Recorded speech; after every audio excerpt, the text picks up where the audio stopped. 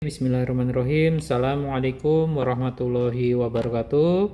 Terima kasih untuk kehadiran saudara-saudara semuanya pada perkuliahan metodologi penelitian.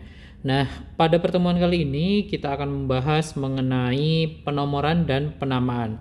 Nah, di sini kita akan mempelajari mengenai bagaimana cara kita memberikan suatu penomoran, baik pada penomoran halaman, baik pada penomoran tabel, ataupun pada penomoran gambar yang nantinya akan sangat berguna sekali ketika kalian ingin menulis sebuah karya ilmiah, khususnya adalah suatu proposal penelitian, ataupun nanti akan digunakan ketika kalian menyusun sebuah skripsi atau tugas akhir.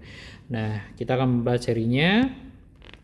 Oke, penomoran itu merupakan sebuah salah satu bagian yang mana bagian tersebut adalah bagian yang sangat penting dan merupakan komponen utama pada sebuah pembuatan penulisan suatu karya ilmiah seperti itu ya. Sehingga kalau umpamanya dari penjelasan di sini kita menyimpulkan bahwasanya penomoran itu mutlak harus diberikan pada sebuah karya ilmiah. Sekali lagi, baik itu adalah penomoran halaman, kemudian juga penomoran tabel, ataupun nanti digunakan sebagai penomoran gambar yang nantinya kita berikan pada sebuah karya ilmiah, khususnya pada penelitian ataupun hasil dari laporan skripsi yang saudara-saudara tulis seperti itu ya. Nah, di sini bagian-bagian ini akan menjelaskan penomoran, yaitu adalah bab, kemudian ada yang namanya subbab, kemudian anak subbab, sub-anak subbab, halaman, tabel, gambar, dan nanti akan di persamaannya juga. Nanti akan kita mempelajari mengenai hal-hal ini tadi ya. Oke, nah di sini merupakan sebuah format penomoran. Format penomoran ini saya ambil dari buku panduan yang sudah disetujui di Fakultas Pertanian Universitas Muria Kudus, di mana nantinya penomoran ini itu akan selalu digunakan dan wajib kalian terapkan pada penulisan proposal ataupun nanti laporan skripsi dari masing-masing yang akan kalian kerjakan. Nah, di sini yang perlu kalian amati, silahkan nanti bisa dipelajari juga melalui buku panduannya atau dari video ini. Nah, di sini seperti biasa, ini adalah bab. Kalian di sini juga sudah mempelajari mengenai bab di proposal khususnya. Ada 3 bab utama, yaitu adalah pendahuluan, tinjauan pustaka, dan berikutnya adalah bahan dan metode yang kalian sudah pelajari. Nah, di sini ada beberapa format penulisannya, di mana nanti akan digunakan format penulisannya, fontnya adalah Times New Roman. Kemudian di setiap bab ya, penomoran bab, subbab, anak subbab, sub-anak subbab seperti ini, seperti yang ada di tabel ini, itu ditulis dengan menggunakan bold. Oke, bold itu adalah tebal, cetak tebal. Oke, sehingga nanti setiap kali kalian menulis bab, subbab, sub-anak subbab ataupun yang lainnya di sini yang merupakan pengawalan suatu bab itu harus ditulis secara kapital. Oke. Dan berikutnya di sini akan ada beberapa yang perlu kita jelaskan atau saya jelaskan. Yang pertama adalah penomorannya seperti ini. Bab, oke. Bab itu penulisannya yaitu adalah menggunakan angka Romawi. Oke, angka Romawi itu seperti ini: 1 Romawi, 2 Romawi, 3 Romawi, 4 Romawi, dan seterusnya. Oke. Nah, pastinya kalian sudah mengetahui penulisan angka Romawi ini dan kalian sudah pelajari bahkan di sekolah menengah pertama. Oke ya, dan kemudian posisinya dia diletakkan di tengah ya. Nah, ini sudah kalian terapkan di penugasan pembuatan atau penyusunan per babnya, baik itu di pendahuluan, tinjauan pustaka, ataupun di bagian bahan dan metode penelitian. Oke ya, sudah pasti sudah tahu. Yang berikutnya adalah subbab. Nah, subbab itu ini. Nah, ini subbab. Oke ya, yang saya bulati itu adalah subbab. Oke, paham ya?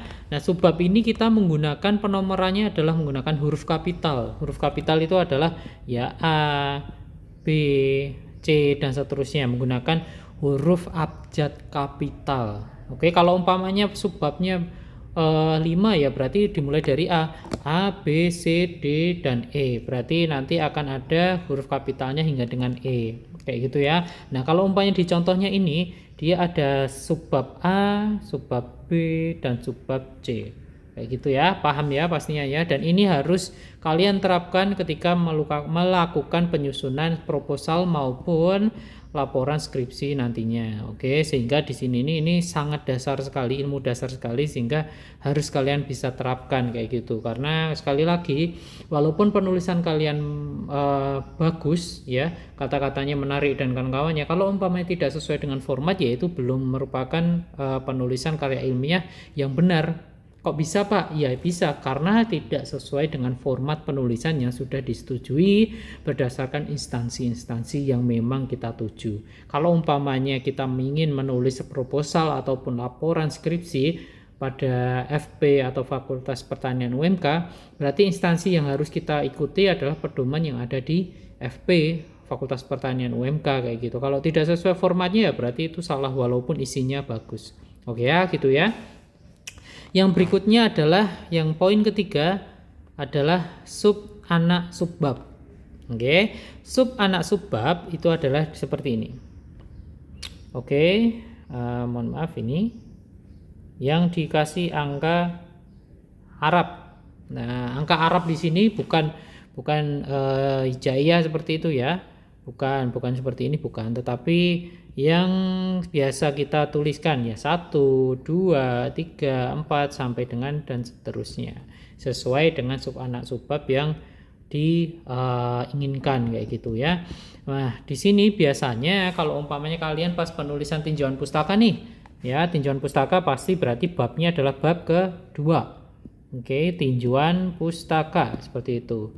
Nah, berikutnya subbab. Nah, subbabnya ini adalah kata kuncinya. Ya, tadi subbab adalah menggunakan huruf kapital. Oke ya, subbabnya umpamanya dari kata kunci ada kata kuncinya jagung kayak gitu ya, tinjauan pustaka mengenai jagung. Nah ini mohon maaf, penulisannya harus disesuaikan dengan seperti yang ada di sini. Ini kan angka satunya dia sejajar dengan J atau judul utama atau abjad pertamanya. Kalau umpamanya ini tinjauan pustaka ya berarti subbabnya dia harus tegak lurus dengan huruf T-nya. Oke, paham ya? Berarti di sini kalau udah nomor 1 berarti mohon maaf.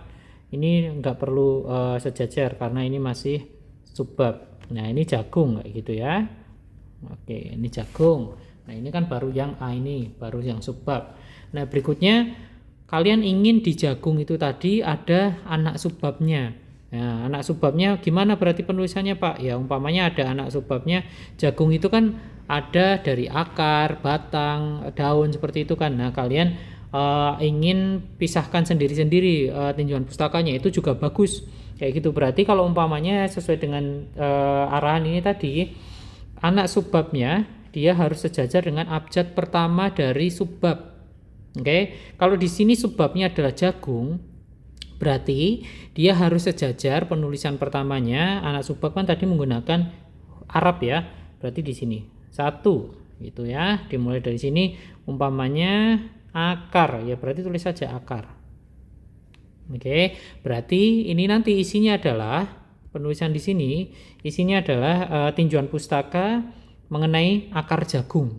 Ya, kalau umpamanya katakanlah akar jagung. Nah, ini dimulainya harus dari huruf A-nya ini. Akar jagung merupakan bla bla bla bla bla bla bla seperti itu. Kalau umpamanya ternyata akar udah dirasa cukup untuk tinjauan pustakanya, berikutnya adalah daun. Ya, berarti nomor 2 dia harus sejajar dengan 2-nya ini juga. Yang mana nomor ini sejajar dengan J-nya. Paham ya pastinya ya?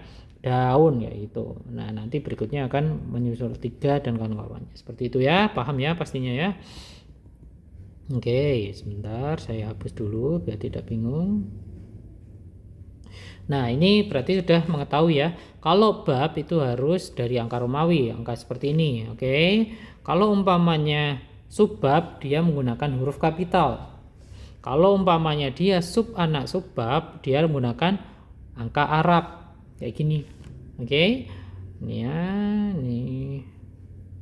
Nah, kalau umpamanya anak subbab dia menggunakan angka Arab. Nah, kalau umpamanya anak subbab kayak gitu berarti dia menggunakannya ABC, huruf abjad kecil. Kayak gitu ya. Ini huruf abjad kecil. Ini huruf abjad kecil. Kayak gitu ya. Nah, ini biasanya udah sampai anak subbab, biasanya normalnya seperti itu. Ataupun kalau umpamanya ternyata masih ada lagi anak subbab atau anak subbab kayak gitu ya. Yang kelima umpamanya anak subbab. Wah, ini agak bingung ini. Banyak banget kan. Nah, berarti dia menggunakannya adalah angka tapi dikurung. Nah, seperti ini ya. Ya, dikurung kayak gitu ya, dan seterusnya. Nah, ini biasanya ini udah paling dalam. Biasanya dia menggunakan penomorannya sampai dengan biasanya sih anak subbab, tetapi biasanya sampai dengan poin 4 itu sudah cukup. Kayak gitu ya. Paham ya? Mengenai penulisan nomornya itu ditulisnya seperti apa. Kemudian peletakannya nomornya itu sejajarnya di mananya, kalian sudah harus paham.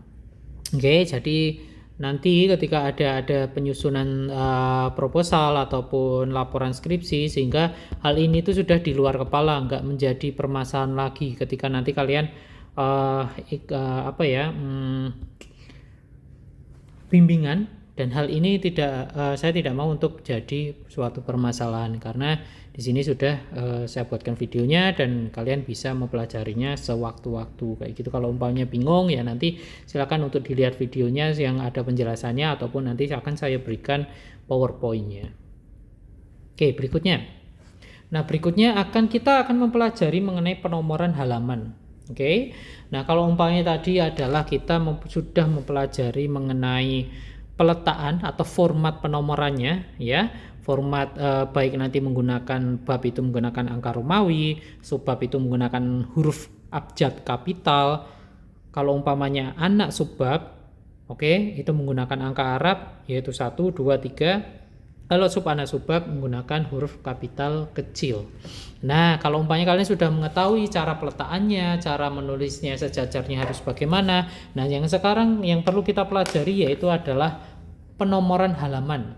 Nah, setiap lembar kertas atau setiap sheetnya, nah itu harus ada yang namanya penomoran halaman. Nah, ini seringkali saya masih banyak menemui kesalahan di masalah penomoran halaman kayak gitu ya.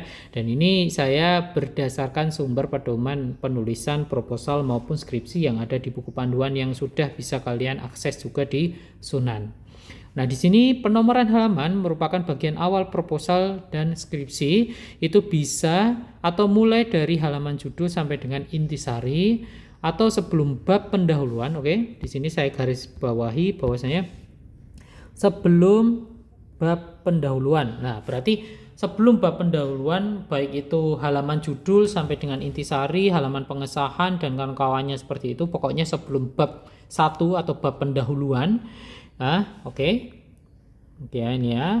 Diberi nomor halaman dengan angka Romawi kecil. Nah, angka Romawi kecil itu kalau tadi ada angka Romawi seperti ini, itu adalah angka Romawi besar. Oke, kalau umpamanya Romawi kecil itu adalah seperti I kemudian 2, 3 dan seterusnya. Ini adalah Romawi kecil. Itu ya, paham ya? Berarti kalau umpamanya nanti di saat penomoran halaman, khususnya sebelum bab pendahuluan, jadi dari halaman judul sampai dengan nanti sebelum pendahuluan, itu penomorannya menggunakan angka Romawi kecil. Seperti itu ya. Khusus pada halaman judul itu halaman yang ini awal ya. Nomor halaman tidak perlu dicantumkan ya. Nah, jadi ketika khusus di halaman judul itu nggak perlu ada penomoran, sehingga dimulai setelah halaman judul dan sebelum pendahuluan itu menggunakan angka Romawi kecil. Nah, formatnya seperti apa bisa kalian buka lagi materi yang sudah kita pelajari pada format penulisan proposal maupun skripsi yang ada di Fakultas Pertanian UMK. Oke, ini ya poin 1 saya anggap sudah paham. Nah, yang berikutnya adalah bagian utama dan bagian akhir, mulai dari pendahuluan ya, pendahuluan yaitu adalah bab 1 sampai dengan halaman terakhir itu kita menggunakan angka Arab. Angka Arab itu tadi ya, 1, 2, 3, 4, 5 kayak gitu ya. Berarti kalau umpamanya sebelum bab pendahuluan, umpamanya awal sampai dengan sebelum pendahuluan itu Romawi kecil. Oke, kecil. Kalau umpamanya pendahuluan sampai dengan akhir itu menggunakan Arab. 1, 2, 3, 4 dan seterusnya. Oke ya, itu ya. Paham ya? Paham pastinya. Oke. Oke ya, yang berikutnya adalah nomor halaman ditempatkan di sebelah kanan. Oke. Kanan atas berjarak 3 cm dari tepi atas, 3 cm dari tepi kanan. Nah, di ini, mohon maaf sebentar. Nah, ini 3 cm atau jarak ini bisa kalian atur di backstab. Oke, ya nanti batas atas berapa, batas kanan berapa, batas kiri berapa, batas bawah berapa. Nah, itu bisa diatur di sini. Oke ya, paham ya? Nah, berikutnya adalah kecuali pada halaman bab baru. Bab baru itu adalah tadi ya, bisa bab 1, 2, 3. Nah, ini kalau umpamanya proposal. Oke, kalau umpamanya di laporan skripsi berarti akan ada bab 4, bab 5. Ini adalah skripsi. Gitu ya. Ini yang merupakan bab baru itu seperti ini. Oke, setiap ganti bab maksudnya adalah setiap ganti bab dimulai atau penomorannya dimulai atau diletakkan di bagian bawah. Oke, dengan menggunakan angka Arab kayak gitu. Jadi kalau umpamanya ada penomoran yang diletakkan pada tengah bawah, oke, diletakkan pada bawah tengah atau tengah bawah, itu merupakan awal dari bab baru. Khusus yang ada tulisan babnya. Umpamanya bab 1, bab 2 ataupun seterusnya. Nah, setelah ada lembar berikutnya pada bab atau di lembar berikutnya yang tidak ada tulisan babnya, maka akan kembali lagi atau ditulis penomorannya, yaitu ada pada kanan atas atau kanan pojok atas, pojok kanan atas lah kayak gitu, dengan menggunakan angka Arab juga gitu ya, paham ya? Umpamanya nih, ini ada kertas, ini ada tulisan bab 1, berarti penomorannya ada di sini 1. Nah, di bab 1 ada 5 halaman umpamanya, ada 3 halaman lah. Nah, ini nomor 2-nya dia kembali ke sini. Tapi nanti kalau ketika halaman 4 itu merupakan bab baru, yaitu bab 2, maka nomor 4-nya ada di sini, di bawah ini. Oke, paham ya? Kemudian berarti bab 2, umpamanya bab 2 ada 3 halaman juga, berarti ini nomor 5 kembali ke sini. Gitu ya. Setiap kali mengawali bab yang ada tulisannya bab, maka penomorannya ada di tengah. Oke, bawah tengah. Gitu ya. Ini angka Romawi itu seperti ini, angka Arab itu seperti ini. Nah, penomoran tabel. Berikutnya kita akan mempelajari mengenai penomoran tabel. Penomoran tabel ini merupakan sebuah komponen penting juga untuk menjelaskan ke pembaca yang ingin membaca hasil penelitian kita atau karya ilmiah kita, di mana penomoran ini itu sangat berguna sebagai identitas suatu tabel. Kalau umpamanya di sini notabene adalah penomoran tabel. Nah, maksudnya adalah tabel dan gambar diberi nomor dengan angka sesuai dengan bab, diikuti nomor urut pada bab yang bersangkutan. Oke. Misal nih, ada tabel 4.1. Oke, 4.1. Nah, hal ini berarti dimenjelaskan bahwasanya dia itu merupakan tabel nomor 1 atau tabel yang ke-1 yang terletak pada bab keempat. Paham? Oke ya. Sekali lagi, kalau umpamanya kalian menemui nih tabel 4.1, berarti ini menjelaskan bahwasanya dia adalah tabel urutan ke 1. Oke, paham ya? Kemudian 4 ini adalah menjelaskan mengenai dia masuk ke bab berapa, yaitu adalah bab ke-4. Paham? Kayak gitu ya. Nah, sekarang nih kalau umpamanya ada tabel 5.6 kayak gitu. Umpamanya nih ada bab 5 juga. Berarti tabel ya. Berarti di sini tabel. Nah, berarti artinya adalah dia adalah tabel urutan ke-6. Oke.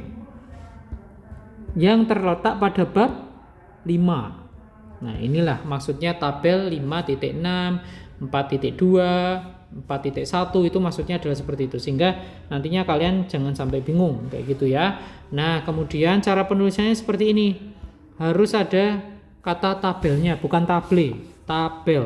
Oke, biasanya akan secara otomatis ada koreksiannya, tetapi koreksiannya biasanya itu mengarah ke bahasa Inggris. Nah, karena kita menulisnya menggunakan bahasa Indonesia, ya berarti jangan tabel, kita ganti tabel dengan diawali T abjad kapital kayak gitu kan. Kemudian spasi, kemudian nomornya 4, ini babnya, titik ya. Kemudian ini urutan berapa? Kalau umpamanya dia tabel urutan pertama ya berarti 1 titik, kemudian baru judul. Nah, itu adalah kaidah untuk melakukan penomoran tabel. Paham ya? Oke, kita lanjutkan. Nah, berikutnya adalah penamaan tabel.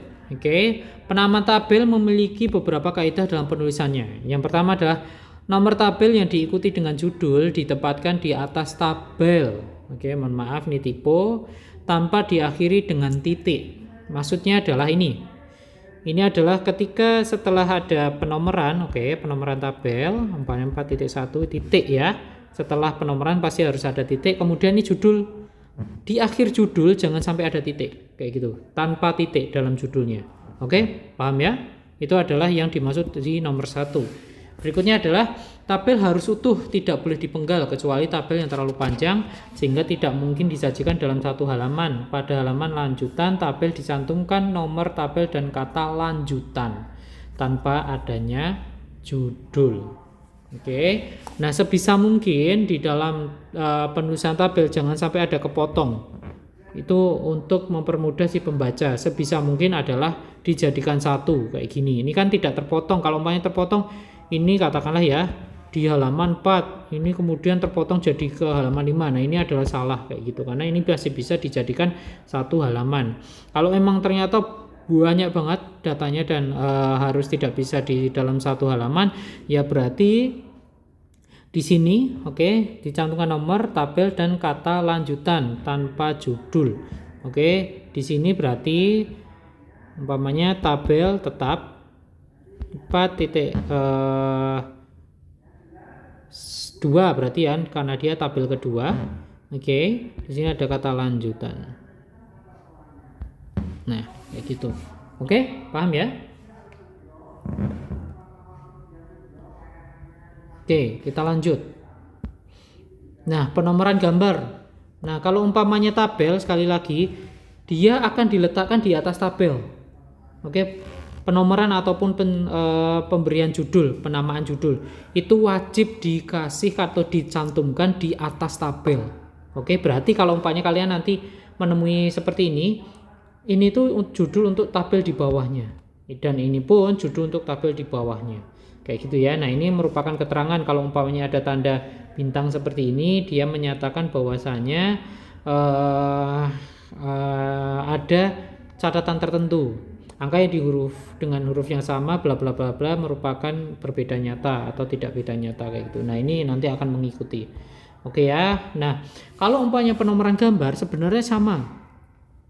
Hanya kalau umpamanya tadi kan tabel, kalau untuk penomoran tabel, Nah, kalau umpamanya gambar ya tinggal ditulis gambar aja. Gambar ya.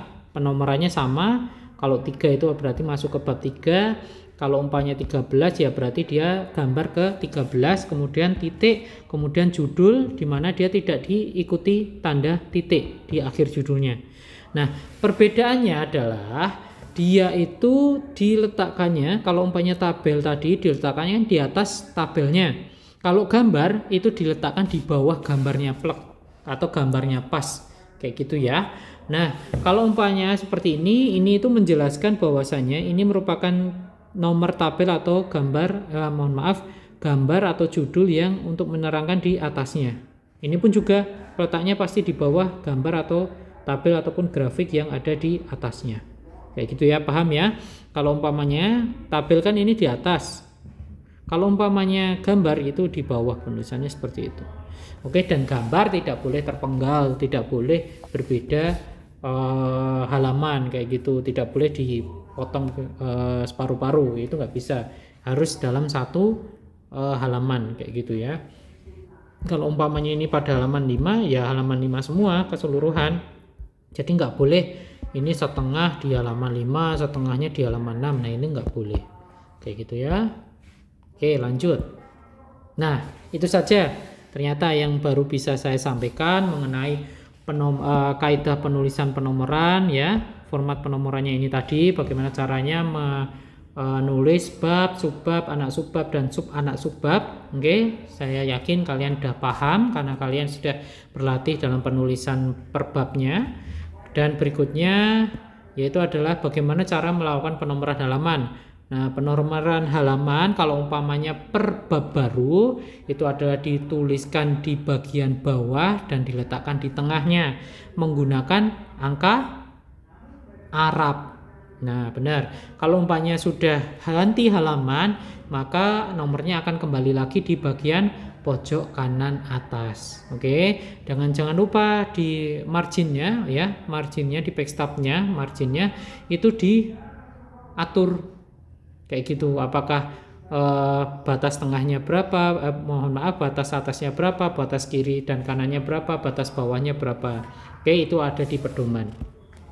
Berikutnya penomoran tabel, mengenai bagaimana cara menuliskan penomoran tabel. Kalau umpamanya 4.1 berarti dia merupakan tabel di bab 4 pada urutan ke-1. Kalau umpamanya ada 4.3 kayak gitu ya, berarti dia di bab 4 pada urutan tabel ke-3 kayak gitu. Oke ya, paham ya.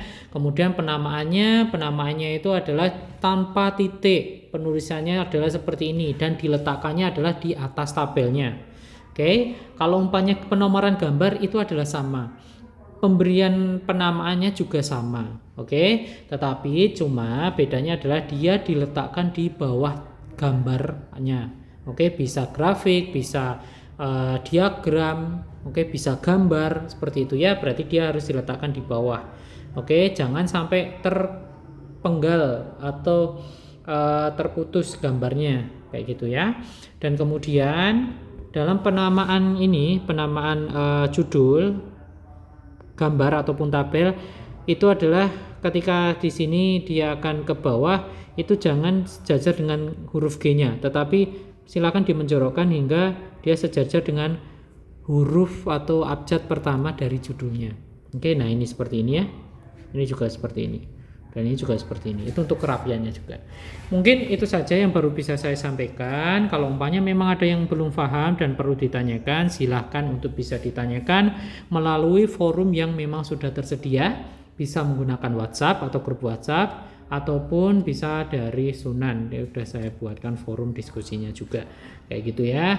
Itu saja, semoga apa yang kita pelajari pada hari ini bisa bermanfaat untuk kita semua, khususnya untuk saya juga dalam hal penomoran ataupun penamaan. Itu saja, bila taufiq wal hidayah. Assalamualaikum warahmatullahi wabarakatuh.